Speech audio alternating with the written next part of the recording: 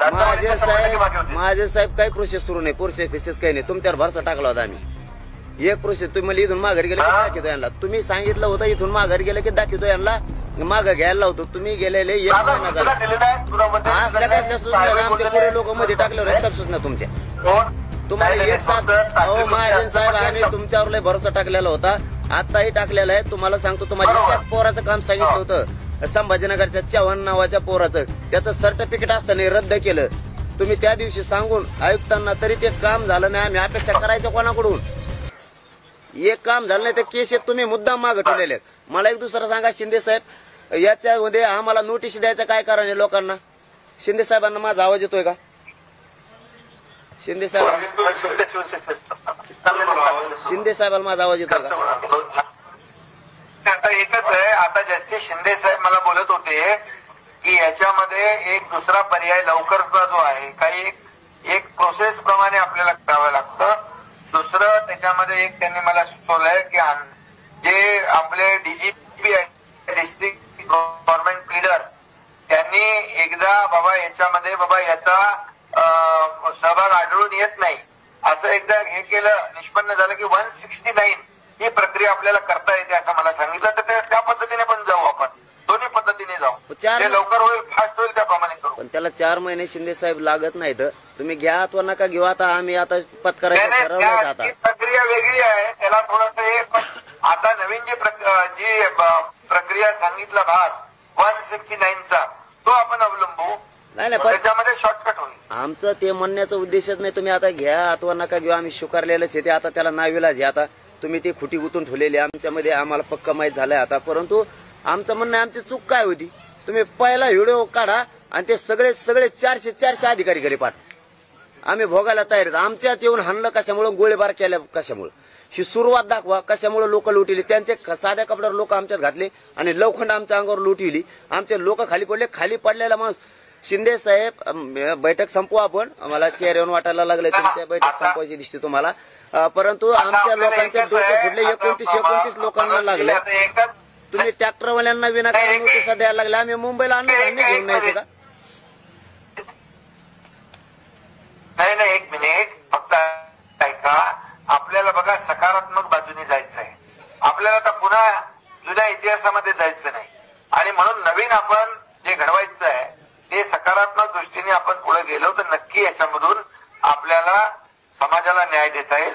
त्यामुळे जे काही राहून गेलेलं आहे ते आपण मार्गी लावू. कारण सरकारची भूमिका अशी वाकडी तिकडे नाहीये.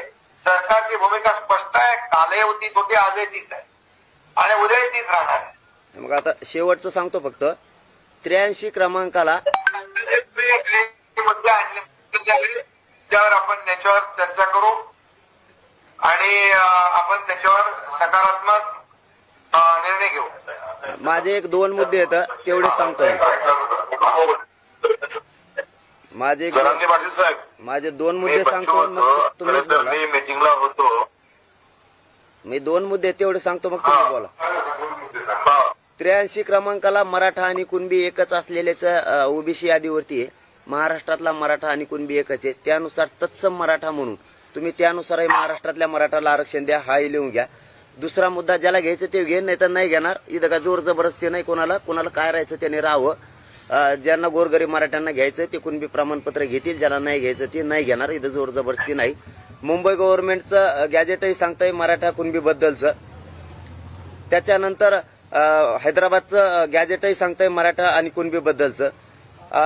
सातारा संस्थानचं खानेसुपारीचं जो अहवाल आहे तोही सांगतोय की मराठा आणि कुणबी एक असलेल्यांचं.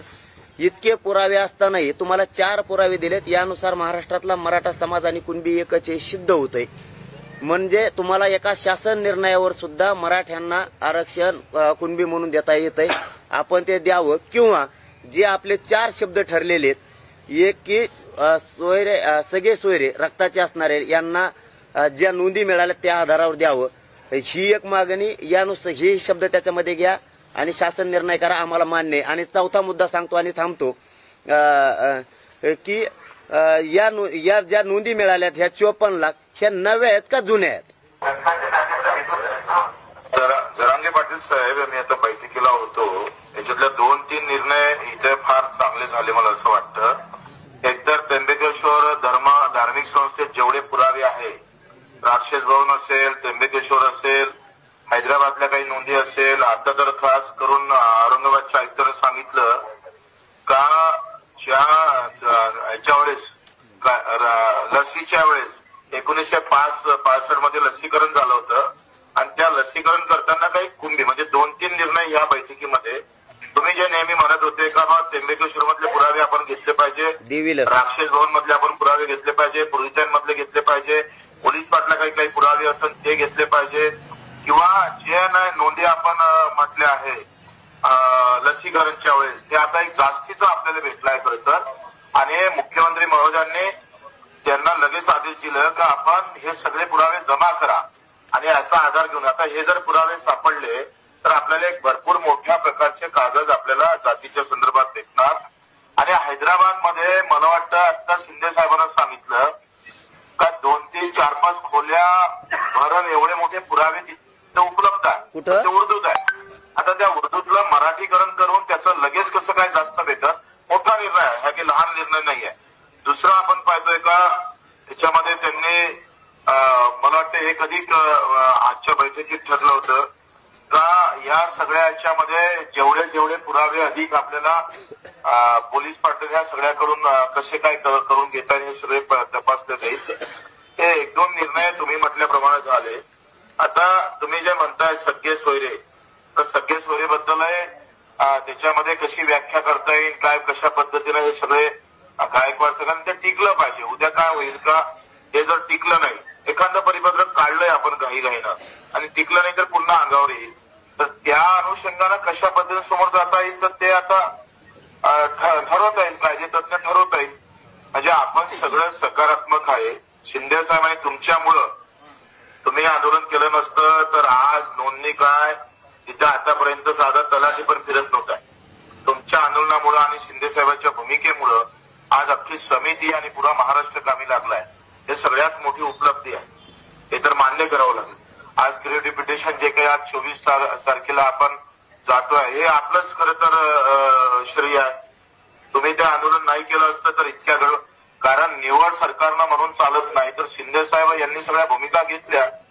आता धीरे धीरे माझं म्हणणं तुम्ही एकदम निगेटिव्ह जाऊ नका. आम्ही सरकार मी म्हणून आहे आणि आंदोलक म्हणून आहे. मी पहिलेच म्हटलं का मी बैठकीत बसतोय का आंदोलक म्हणून बसतोय. आणि राज्य मागासवर्गाची पुनर्रचना केली, त्या आपल्याला अडचणीचा विषय होता, त्यावर मोठी भूमिका शिंदे साहेबांना घेतली.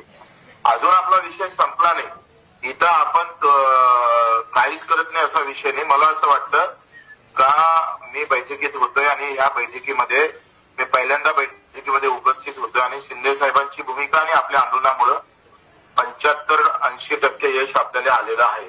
तर मला असं वाटतं आपण होप नाही सोडू, आपण पॉझिटिव्ह राहू, सकारात्मक राहू. आणि मला पूर्ण आशा अपेक्षा आहे तर शिंदे साहेबांना जर शिवाजी महाराजांची शपथ घेतली आणि तुमची भूमिका अतिशय प्रामाणिक आहे. आज आम्ही जे काही सोबत आहोत तुमच्या प्रामाणिकपणे त्याच्यामुळे आम्ही सोबत आहोत. आणि मला असं वाटतं की आपण होप न सोडता आपल्याला 100% भेटत. अधिक आज आपण बसलाय, उद्या अधिक बसणार, अधिक कसं समोर जाता येईल. आणि आम्ही असं म्हणत नाही तुम्ही आंदोलन मागं घ्या, पण मला वाटतं त्या आंदोलनाच्या भूमिकेत आंदोलनाच्या पूर्वी जर हे सरकार चांगल्या पद्धतीनं समोर येत असेल तर एक आनंद उत्सव आपला झाला पाहिजे. या भूमिकेत सरकारच्या भूमिका निश्चितच मला वाटतं मी आता समजून घेतल्या आणि आम्ही सोबत राहू हे सगळं एवढं. पण तुम्ही निगेटिव्ह गेले तर मग अडचणीचा विषय दिला, तर तुम्ही सकारात्मक राहून याला अधिक चांगलं कसं करून घेता येईल याच्यासमोर जावं अशी आमची विनंती आहे. आणि सगळे पॉझिटिव्ह मला वाटतं सकारात्मक समोर जाईल हे मान्य करावं लागेल का तुम्ही आंदोलन केलं नसतं आणि साहेबांना जर व्यवस्थित भूमिका घेतली नसती तर आज तलाठी फिरत नव्हता. जरांगे साहेब तुम्हाला माहित आहे, आज अख्खी समिती यावर सगळं काम करत आहे आणि सकारात्मक होईल.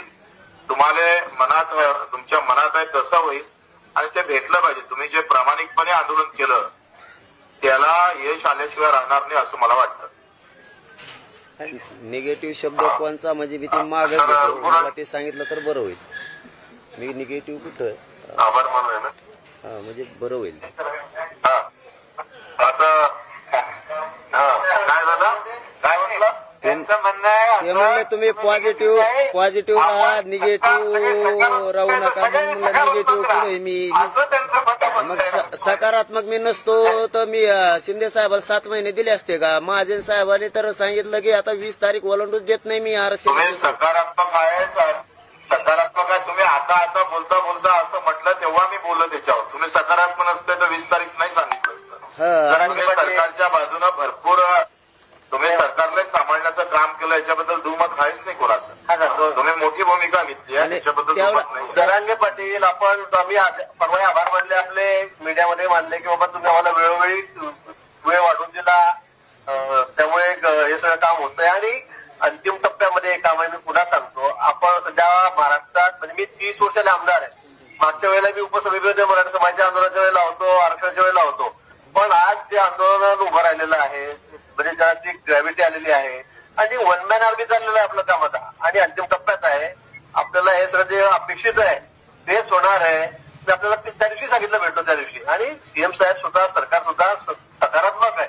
इतक्या गतीने काम चाललेलं आहे की आपण कल्पना करू शकत नाही. आम्ही रोज आम्हाला मिटिंग असतात, आम्ही मतदारसंघातही जात नाही. आपल्याला द्यायचं आहे, होणार आहे. काही गोष्टी असतील कमी जास्त, थोडं 2-4 आधी पुढे मागे होईल. पण आपण मुंबई एवढ्या मोठ्या संख्येत जर थोडं पॉझिटिव्ह विचार करावा. निश्चित सरकारच्या बाबतीत सकारात्मक आहे याची कल्पना आपल्याला आलेली असेल. तुम्ही सहकार्य करा आम्हाला. तुम्ही सोयरे शब्द मध्ये घ्या. तुम्ही मला तुम्ही पुढे सोयऱ्यावर मी त्या दिवशी सांगितलं ना आपल्याला पितृ सत्ता पद्धती आपल्याकडे आहे. थोडं त्या विषयावर बोलू आपण, परत बोलू. सोयरे शब्द घ्या, आम्ही ऐकतो.